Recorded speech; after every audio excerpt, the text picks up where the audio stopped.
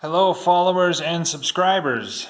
This is the Milwaukee Train Man, Big Steve, coming back again with Porter Creek module. It's changed a little bit. So I got the drive. I got bored. I don't know what it was. I got the drive to sling down some paint. So this is not. I'm not planning on this to be the final fascia. I just painted it green with some craft paint I've got. It's actually kind of a weird sort of close match to like what the standard green color should be. It's very close. It's weird. This is not final. I want to do masonite along the sides, as is good practice. I went up to Duluth, a couple weeks ago, 3 weeks ago, I think now, for the Minnesota FreeMo show up there, and I got a good idea of what I want to do with this. So very enlightening to actually see FreeMo set up and running for once. So I'm sure that's part of what drove me to start painting. So painted it green, the fascia, and painted the ground color. Just to make it less of an eyesore when it's back in the house. I still have it out in the garage for work. This ended up, you can see just a little bit of it maybe. I kind of didn't pick the right color. I got sort of a Mars looking kind of reddish earth color. It wasn't at all what I want. This is supposed to be Webster, Minnesota. That's all farmland. That's supposed to be rich earth, all that kind of stuff. So there's actually two coats. I did the red. I wasn't happy with it. The reddish color, wasn't happy with it. So I went back over it with a mix of some brown, a little bit more of the red, just for some substance, and then mixed some black in. It really kind of brought the color down. So I'm happier with it now. Also masked off, spray painted the track, the roadbed, and the bridge so I could get that over with. So naturally, everyone wants to think this is a creek. No, this is going to be a road. Webster, Minnesota, when you're coming into it from the west, you're on, I forget the exact road number, but now it's a paved asphalt road. But back in the day, 50 years ago, 60 years ago, this was a dirt road. So that's what that will be. This is the main road into town, east to west. So actually, as we're oriented, like I'm on the west end of town, Webster proper would be over here. There'd be some houses and stuff here. I'd like to squeeze a house in. I don't have a lot of room. I would kind of just get like a corner, so whatever. But I do have the opportunity for a trackside industry, which was not rail served at the time, but it had been in the past. This was a plastics company, I'm told. So I have a couple buildings, and I'll have like a gravel lot for them. I still got to work on this building. This little guy I actually bought out of the Hennepin Overland store. Just some more structure there. It's not the hugest building, but it does have a smokestack. It still does today, and it did back in the day, so I got to work that in there too. Probably one of the Walthers ones. Big deal. I just finished the wiring tonight. So the main track wiring, I have the main bus under there also, which was easy, just string 2 wires, because I don't think I'll be drawing anything from it. It's just a pass through. And I believe I still have to do an accessory bus, so I haven't looked at the standards or anything for a little while, so I got to refresh on that. Maybe sling 2 more wires under there. So I finished the wiring, and this thing is now operable. So I got my old ST7 out here. QSI sound, please. Don't be too harsh on me. So.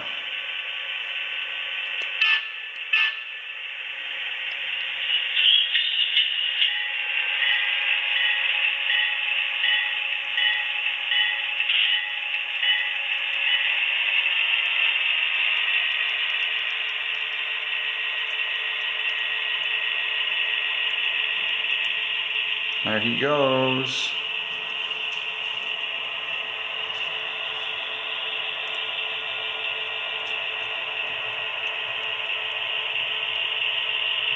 kind of lurchy. I probably got to clean the track with some mineral spirits, but that's to be expected.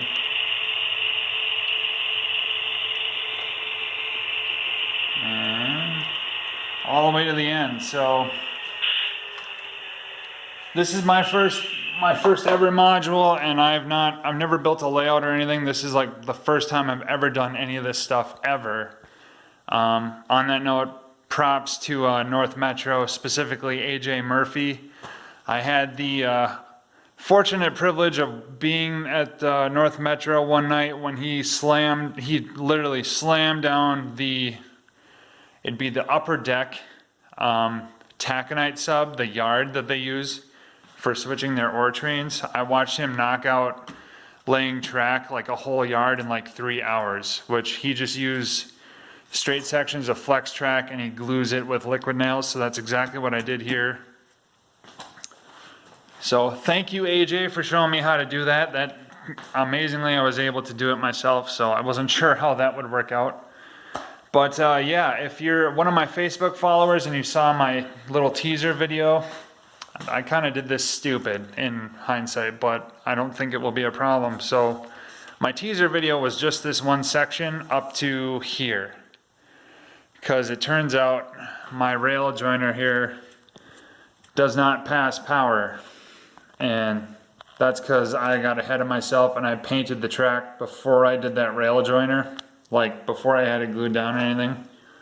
So I wouldn't call that insulated, because maybe that'll fix itself later after some cleaning. But as it is now, power doesn't go from this track to this track through here. It's entirely by the wires. So it's probably not a problem in the scheme of FreeMo, but maybe something I need to fix. I'm not sure yet. And then I've had the privilege too of being able to go down and look at the University of Minnesota FreeMo's group, and that comes from being a member of Hennepin Overland. They share a building with us now, or like we rent to them because they needed the space. So you go down into the basement and look at stuff, and their modules are all over the place. So wide open for me to respectfully poke around and learn what I need to learn. So I was looking at like how the end joins work. Same deal when I was in Duluth. I was looking at details like that. So ties I sanded down quite a bit to make sure I could get the rail joiners in there. So yeah, Porter Creek is finally operable. So as far as that goes, Minnesota FreeMo requires Digitracks, so I have two UP5, or not UP5, yeah, UP5 Digitracks plug-in ports for throttles, so one on each side. So I have my LocoNet stuff already under there. That's already done. I made the cables and everything. But as you see, I'm an NCE guy at home, so what I'm thinking is, for FreeMo, this will be, you know, a Digitracks capable module, but what I'm gonna do is, I don't know if I'll be able to film this, but, so, you can see I haven't finished this part yet, but there's my wires. I just got some gator clips onto this now, hooked to my NCE system, but what I'm gonna do is, when I put the track wires to my terminal block up there, I have my NCE thing set up to plug into Kato track, which uses a goopy Japanese connector. So I'm gonna have one of those down there so I can just, you know, plug my power cab into this thing, use it for display, for testing and photos and all that fun stuff. So I'll probably also cut a hole into the end here and recess my power cab panel in this end somewhere so I can use this thing at home. Otherwise, what's the point? So yeah, I mean, Porter Creek's alive mostly, so I talked with some Minnesota FreeMo guys who might be willing to help me out with doing You gotta have fancy connectors and stuff for down here. I forget their exact name, like Anderson connectors or something. Goofy little square plug deals.